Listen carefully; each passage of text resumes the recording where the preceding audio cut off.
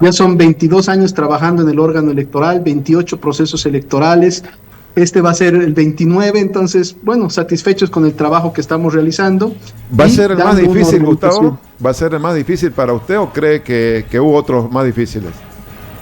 No, considero que va a ser el más difícil, Sí, definitivamente. ¿no? Es complicadito. Lo importante es Definitivamente. asegurar, blindar las elecciones porque han surgido algunos elementos que generan incertidumbre, pero que de a poco están superándose. Esperemos llegar bien. Gustavo, quiero partir con usted preguntándole lo más coyuntural que se ha conocido y luego ir desglosando otros temas. Lo más coyuntural y diríamos que de actualidad es la carta que le envió el señor Jorge Tuto Quiroga, al presidente del Tribunal Supremo Electoral. Quisiera preguntarle si ya la recibieron y si va a haber algún tratamiento de esta carta. Bien, en realidad no tenemos conocimiento todavía de recepción, le explico por qué. Eso no quiere decir que no se hubiera recepcionado, sino que los días martes nosotros tenemos sala plena y ahí se da lectura a la correspondencia. Entendemos que esa nota, que ya ha sido pública, va a ser leída en sala plena, y al ser leída en sala plena ya es de conocimiento de los vocales y tendremos todos que emitir una postura para responder a la misiva del expresidente. A lo mejor ya usted la conoce porque es pública, se ha difundido por muchos medios, y ahí pide el expresidente Quiroga que el Tribunal Electoral obligue a don Samuel Loria Medina a que muestre quiénes han contratado a una empresa encuestadora y sobre todo demostrar el propio Quiroga que él no ha firmado nada y por lo tanto está excluido de una posible responsabilidad si se da en algo que no sea legal. ¿Tiene usted algún criterio? Sé que por ahí no me lo puede adelantar, pero ¿tiene algún criterio en relación a ese pedido? Sí, yo creo que es una muy buena oportunidad que se nos está dando para responder a la consulta en base a la Constitución, la ley, sentencias constitucionales y el análisis del proceso electoral. Entonces, seguramente luego del análisis, mi fundamentación en sala plena ya la estoy en realidad seguramente esbocando, analizando, etcétera. Cada vocal tendrá su argumentación y después votaremos por mayoría y ya en mayoría vamos a definir la respuesta que se otorgue al expresidente a la misiva que nos ha enviado. Por mi parte, siempre mi trabajo va a estar en realidad amparado en la Constitución Política del Estado, la ley, nuestros reglamentos y las sentencias constitucionales que guían el proceso electoral.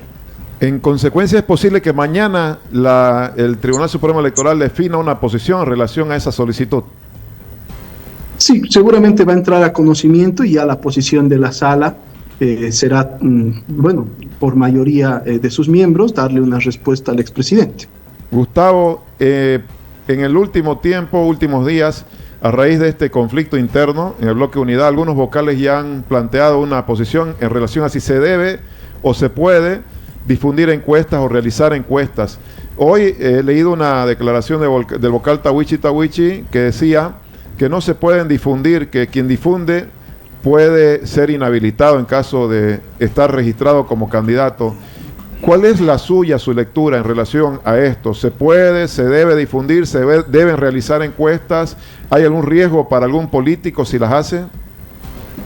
Bien, yo tengo que, a partir de la presentación de la nota, nosotros tenemos que mantener una posición de no emitir criterio previo, estimado Tufi, porque después nos ponemos inhabilitar de la sala plena, ya no vamos a poder participar de la sala plena por haber emitido criterio previo.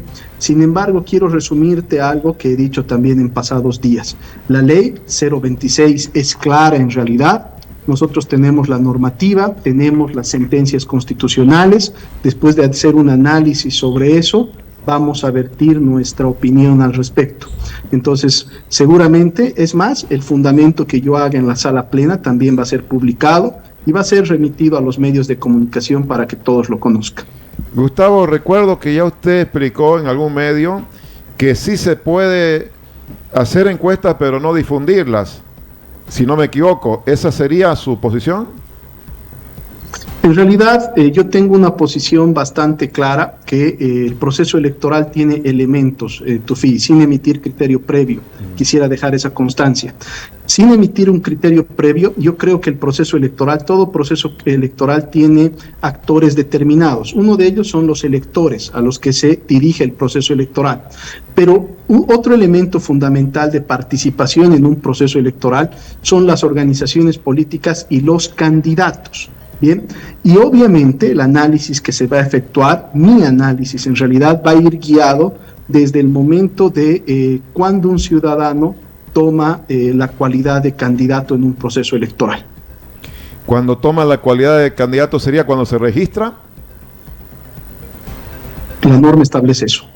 O sea, hay tiempo hasta el 18 de marzo, en algún caso, para registrarse. Algunos se registrarán antes, pero ya cuando se registra el candidato, ahí sí puede correr cierto riesgo de que se aplique la norma. En realidad, estimado, yo quiero contarte algo, sí, y ahí tratando siempre cuidar las formas. El año 2015 tuvimos un hecho, creo yo, bastante observado en virtud a la aplicación normativa, que es que se habría quitado la personería jurídica a una organización política, inhabilitar a una organización política. Luego, el 2021, y sobre eso te puedo comentar porque ya es público, el 2021 el Tribunal Constitucional ha emitido una sentencia constitucional que ha dejado sin efecto esa sanción de la ley, es decir, ese efecto, ese artículo de quitar personerías jurídicas, de inhabilitación de candidatos, no existe en nuestro ordenamiento jurídico. Bien, pero la sentencia en realidad en su contenido también nos da elementos que los tenemos que ahora aplicar para jurisprudencia. En base a todos estos elementos, va a ser seguramente mi exposición el día que tomemos conocimiento en la sala plena para dar una respuesta, en este caso al peticionante de la nota. Sí, bueno, vamos a esperar entonces, Gustavo. A propósito, hace unos minutos yo escuchaba a alguien que quiere ser candidato comentar sus propias encuestas internas, por lo menos ubicaciones de cómo están algunos de los candidatos. Esa persona que ha comentado y que no es candidato todavía, ¿podría ser sujeta de inmediato a una inhabilitación o tiene que estar registrado como candidato? El calendario, estimado Tufi, es bastante claro y ese es el objetivo del calendario electoral. Marcar las actividades que tienen que realizarse desde un inicio hasta un final. Tenemos diferentes etapas. Yo, por ejemplo, te voy a dar un ejemplo. Ahorita un ciudadano que cumple 18 años el 17 de agosto, ¿es elector? No es elector. ¿Por qué? Porque todavía no se ha inscrito al padrón electoral. Esa inscripción de ese ciudadano va a recorrer del 18 de abril al 7 de mayo. Bien, entonces cuando se inscribe en el padrón electoral, ese joven o esa señorita que todavía no era elector, ya va a tener un título y va a ser elector. Luego vienen otras actividades, por ejemplo, el 18 de abril tenemos una actividad fundamental que es donde las organizaciones políticas se van a presentar. En este momento no tenemos, estimado Tufi, ninguna organización política que haya confirmado su participación. ¿Por qué? Porque la ley nos establece que en el plazo que regula, eso se va a cumplir el 18 de abril. Las organizaciones políticas van a poder informar al órgano electoral si van a participar solas, como alianzas, o no van a participar de un proceso electoral, porque ese es un derecho también que les asiste la norma. Y posteriormente de esa actividad, el 18 de mayo, tenemos la inscripción de lista de candidatos. Ciudadanas y ciudadanos van a tomar la cualidad desde ese día de candidatos a presidente, vicepresidente, senadores y diputados. Es decir, organizaciones políticas con personería jurídica vigente, el día 18 de mayo los van a inscribir como sus candidatos. Y desde ese día, esos ciudadanos van a poder tener ese título. Y después pasamos a un elemento central, que es la inhabilitación o habilitación de candidaturas.